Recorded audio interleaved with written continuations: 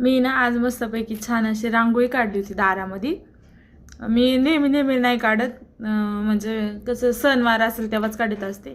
तर मी आज मस्त रांगोळी काढली होती आणि कुणी काय माहिती ती रांगोळी माझी पुसली दारातली। तर मला नाही माहिती ती कुणी पुसली म्हणून, पुसली असेल कुणी, पण मला ना ते गमत आठवली माझ्या लहानपणीची। तर आम्ही दोघी तिघी मैत्रिणी होतो आणि अशा खेड्यागावामध्ये कसं मस्तपैकी सडा रांगोळ वगैरे असतेच प्रत्येकाच्या दारामध्ये।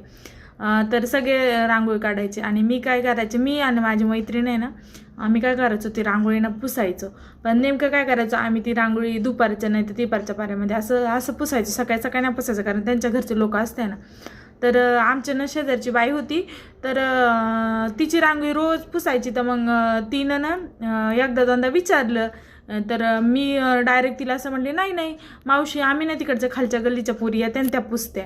आणि मग काय केलं, तिनं ना लक्षच ठेवलं आणि मला माहीतच नाही। आता मला असं वाटलं मी तिला सांगितलं म्हणलं ती कशाला ध्यान ठेवील, तर तिनं मस्तपैकी ध्यान ठेवलं आणि मग एक दिवस आहे ना बघितलं तिनं मी पुसलेलं रांगोळी। मग तिनं मला म्हणली, गुडूबाई इकडे आहे ग। मग मी गेली तर तिनं खणखण माझ्या कानाखाली एवढी जोरात मारली तर मारली। मग आता रडाव तरी कसं, रडलं तर मम्मीला त्यांना आवाज जाईल आणि मग म्हणतील काय झालं। मग कसं काय सांगायचं, जर सांगितलं का मी रांगोळी पुसली तर इकडचा गाल लाल करतील। म्हणून आहे ना रडली नाही काय नाही, घरी गेल्यावर मग मला विचारलं काय झालं, गालाला कुणी मारले काय। म्हणलं काय नाही, पडले।